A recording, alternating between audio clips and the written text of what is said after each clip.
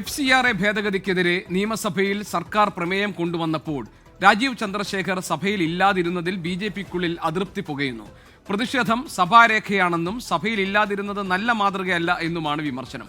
BJP അംഗങ്ങളായ V Muraleedharan, BB Gopakumar എന്നിവർ പ്രമേയത്തെ എതിർത്ത് വോട്ട് ചെയ്തിരുന്നു. അലക്സ് റാം മുഹമ്മദ് തിരുവനന്തപുരത്ത് വിവരങ്ങളുമായുണ്ട്. FCRA ഭേദഗതി സംബന്ധിച്ച കാര്യങ്ങളിൽ നിയമസഭയിൽ ഉറച്ച സാന്നിധ്യമായി മാറേണ്ടിയിരുന്ന ആളാണ് BJPയുടെ സംസ്ഥാന അധ്യക്ഷൻ കൂടിയായ രാജീവ് ചന്ദ്രശേഖർ. അദ്ദേഹത്തിന്റെ അസാന്നിധ്യം പാർട്ടിക്കകത്തുണ്ടാക്കിയിരിക്കുന്ന അലോസരം എത്രത്തോളമാണ്? എന്താണ് പാർട്ടിയിൽ നിന്ന് ഉയരുന്ന വിമർശനത്തിന്റെ കാതൽ? അതിൽ എത്രത്തോളം കഴമ്പുണ്ട്?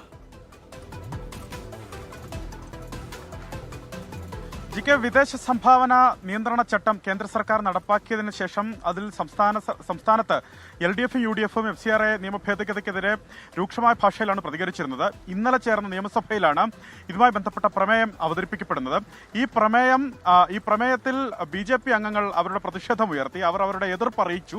പക്ഷേ അവിടെ ഉണ്ടായിരിക്കേണ്ട BJPയുടെ സംസ്ഥാന അധ്യക്ഷൻ ആ സമയം നിയമസഭയിൽ ഉണ്ടായിരുന്നില്ല എന്നുള്ളതാണ് BJPക്കുള്ളിൽ ഈ സമയം ഉയർന്നു വരുന്ന ഏറ്റവും പ്രധാനപ്പെട്ട അതൃപ്തികളിലൊന്ന്. പാർട്ടിക്കുള്ളിൽ വലിയ രീതിയിൽ BJP സംസ്ഥാന അധ്യക്ഷനെതിരെ തന്നെ അതൃപ്തി പുകയുകയാണ്. പാർട്ടിക്കുള്ളിൽ മാത്രമല്ല, അത് സംഘപരിവാർ സംഘടനകളിലും കാര്യമായി തന്നെ അമർഷമുണ്ടാക്കിയിട്ടുണ്ടെന്നുള്ളതാണ് മനസ്സിലാക്കുന്നത്.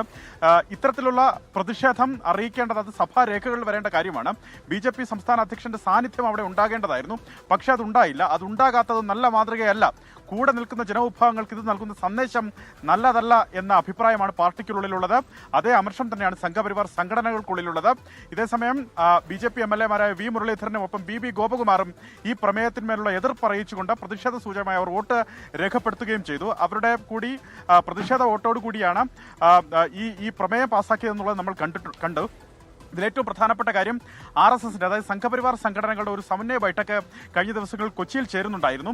അതിലെ പ്രധാനപ്പെട്ട തീരുമാനങ്ങളിൽ ഒന്ന് ഈ വികസന മുദ്രാവാക്യം സംസ്ഥാന BJP ഉയർത്തുന്നതോടൊപ്പം തന്നെ ഹൈന്ദവ ആശയങ്ങളെ മുറുകെ പിടിക്കുകയും ചെയ്യണം എന്നൊരു നിർദ്ദേശം RSS സമന്വയ ബൈഠക്കിൽ താഴെ നൽകിയിരുന്നു.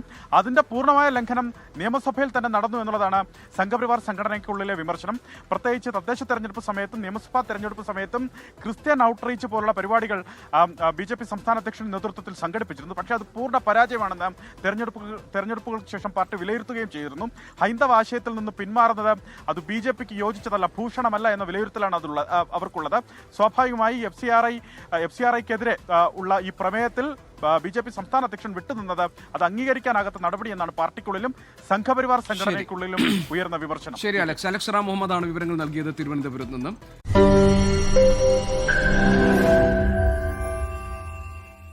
ലോകത്തെവിടെയായാലും ഏത് സമയത്തും 24 വാർത്തകളും ഓഗ്മെന്റഡ് റിയാലിറ്റി പാക്കേജുകളും എക്സ്പ്ലെയിനറുകളും വിശദമായി കാണാൻ ഞങ്ങളുടെ YouTube ചാനൽ നിങ്ങൾക്ക് സബ്സ്ക്രൈബ് ചെയ്യാം.